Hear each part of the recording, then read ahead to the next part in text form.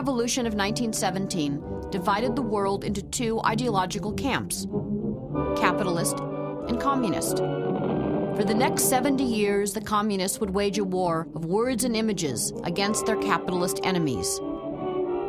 The goal? To capture the hearts and minds of the Soviet masses with disinformation. To turn them against the enemy, who they said ruthlessly exploited the average citizen. To turn them toward the state, run by peasants and workers, which cared about their welfare and guaranteed them health, education, and a shining future. A minority party with approximately 200,000 members, the Bolsheviks in 1917 assumed the leadership of 160 million people, scattered across the world's largest continuous landmass. They spoke more than 100 languages and were, for the most part, illiterate. Masters of visual propaganda, after seizing power, the Bolsheviks produced tens of thousands of political posters. Striking pictures and stirring slogans communicated party ideology. Lenin proclaimed cinema the most important art for promoting communist ideology. The animated war for the minds of the people began with short political commercials that delivered the state's message in a clear and entertaining manner. Shown in cinemas everywhere, they encouraged people to form collective farms and join the Communist Party. They promoted the state's tailored vision of Soviet history and fanned hatred of the Americans, the British, the Germans, the Japanese, and world capitalism.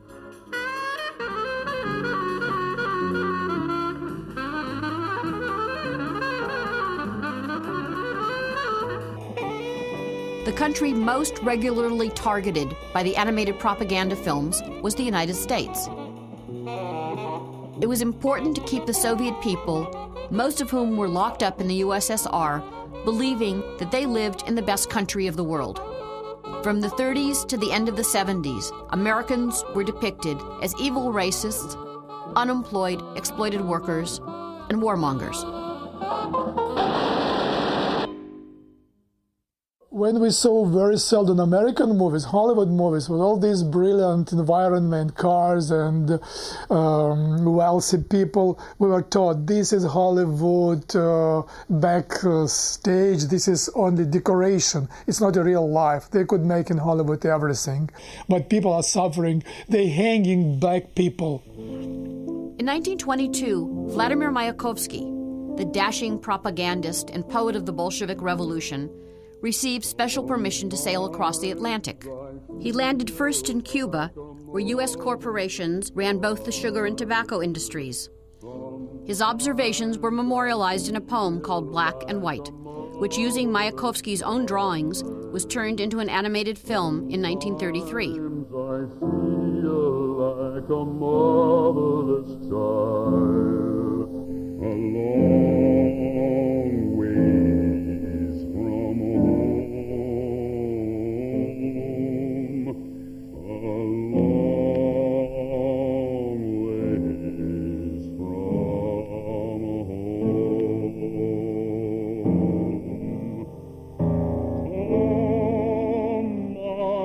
Black and White tells the story of Willie, the old black shoeshine man. Willie makes the fatal mistake of asking the white sugar king, Mr. Brogg, why should white sugar be made by a black man?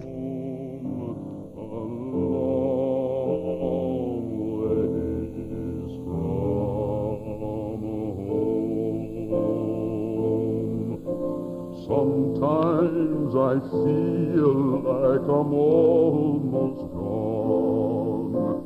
Sometimes I feel like I'm almost gone. Sometimes I feel like I'm almost gone. A long ways from home.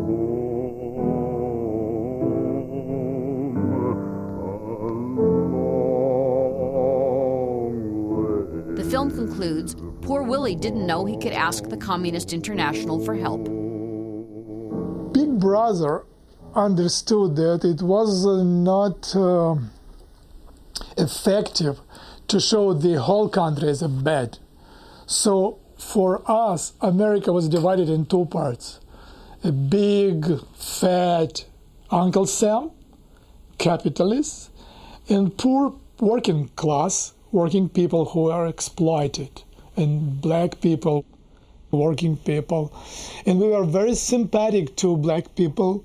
When first black people came to Russia in the 60s, we were so glad to meet them, and we were very friendly, more friendly to blacks than to whites, because we felt that they are our friend, they are closer to us than whites. My great-grandfather Samuel Marshak wrote the poem Mr. Twister in 1933. In early 1920s, an American businessman came to Soviet Union, and he wanted to stay in a hotel in Leningrad. And apparently when he saw a black person there, he immediately checked out. My great-grandfather found this story interesting, and he wrote a poem that quickly became very popular and later on saved his life. In late 30s, during the terrible times of Stalin terror, when millions of people, mostly professionals, were killed, Stalin's hand, of course, reached to almost all of Marshak's co-workers. Of course, my great-grandfather and my great-grandmother were awaiting arrest, but it never came. And here, Mr. Twister came to the play. In 1937, when Stalin was given his daily list of future victims for approval, Marshak's name was on the list. And when Stalin went through it, he saw the name of Samuel Marshak and said, "Oh, Samuel Marshak, that's a good Soviet children's poet." And those words saved my great-grandfather. Once a government minister, Mr. Twister now lives in Chicago, where he is a banker, owner of factories, newspapers, and ships. Mr. Twister decides to take a vacation with his family. They could go anywhere in the world, but daughter Susie insists on Leningrad.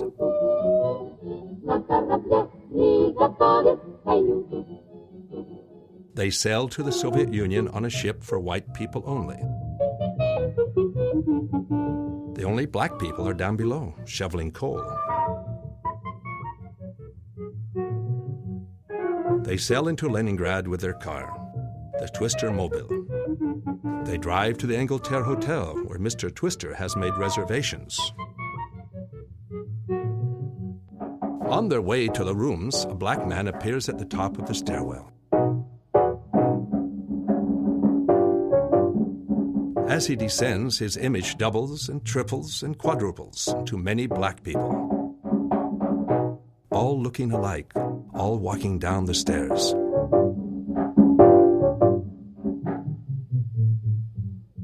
Enraged, the Twisters leave the hotel.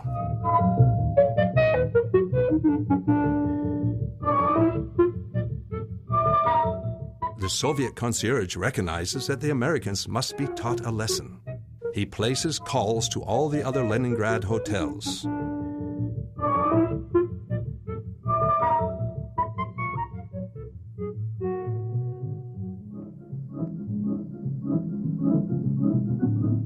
At each hotel, the bellman informs Mr. Twister, "Sorry, no rooms. No rooms. No rooms." Mr. Twister returns to the Angleterre. After the millionaire spends a night on the hotel sofa, he happily agrees to take a room in the hotel, even if the other guests are people of color. Ordinary Soviet citizens have successfully educated a rich American racist.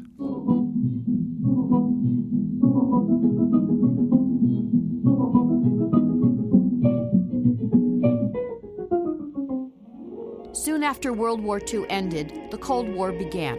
An early victim was jazz. Condemned,